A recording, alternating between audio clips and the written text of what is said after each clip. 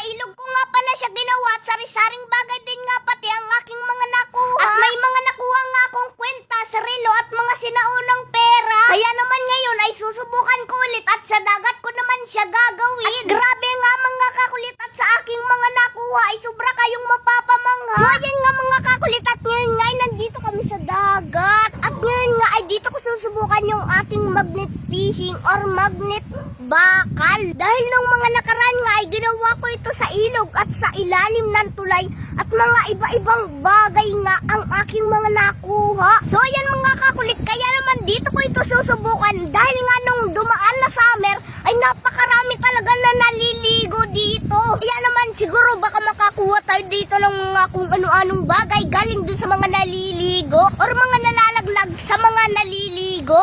Sobrang napakaganda pati mga kakulit, tingnan nyo naman. Kaya tara mga kakulit, let's go! Dahil excited ako kung ano ang makukuha ko dito. Balay mo, baka dito kung matagpuan yung nawawalang pagmamahal mo na hinahanap ko. Charot! Ayan mga kakulit, ang sarap ng simoy ng hangin. Tapos tingnan nyo naman, maalo na din yung dagat. So ayan mga kakulit, at ito nga yung aking magnet. Yan. At ngayon nga ay susubukan na natin. Yan.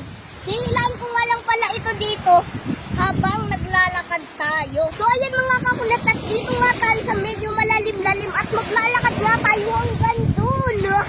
At titingnan nga natin kung ano ang ating makukuha. Mga kakulit, at ipapakita ko muna sa inyo yung magnet ito. Tingnan nyo mga kakulit, wala pa siyang laman. Yan. Oh. Wala pa siyang nakadikit. Yun, dito. Hindi na to. Yan mga kakulit, hihilahin na natin. Tapos mamaya titingnan natin kung ano nga ba yung ating makukuha. Yun. So ayan mga kakulit, at maglalakad pa rin nga tayo hanggang doon. Tara! Hihilahin lang natin to. Yun. Titingnan natin kung ano nga ba ang makukuha.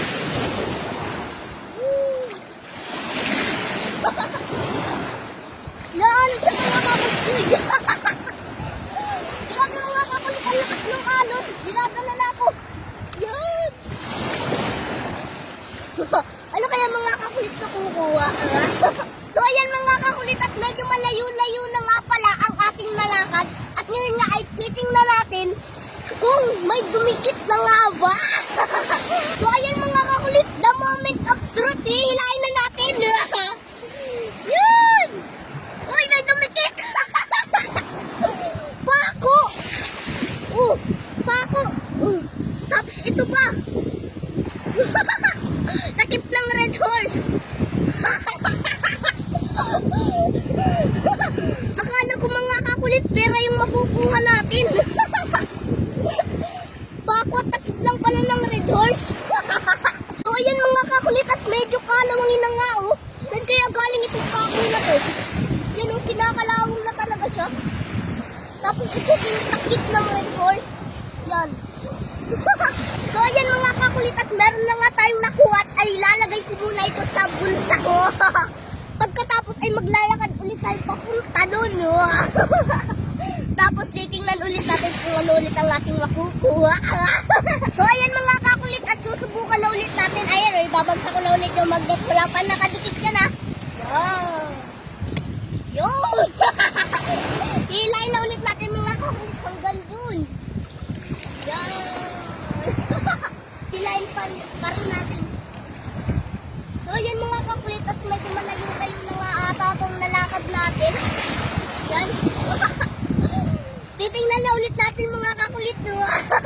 Dahil medyo malayo-layo na din nga yung nalakad natin. Kaya naman titingnan na ulit natin. The moment of truth. Ano naman kaya mga kakulit ang makukuha? Ayan o, kita na o.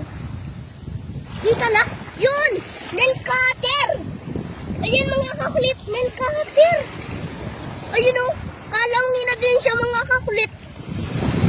Siguro matagal na to dito kasi kalangin na din siya o. Tapos, wow! Meron din tayong nakuhang benching ko. Bago lang to mga kakulit o. Bago lang siya. Siguro nga mga kakulit ay ito yung mga nalalaglag dun sa mga naliligo dito. Ayan o, bagong benching ko pa siya. Hindi pa siya kinakalawang. Pero yung nail cutter mga kakulit, ayan o, kalawangin na siya.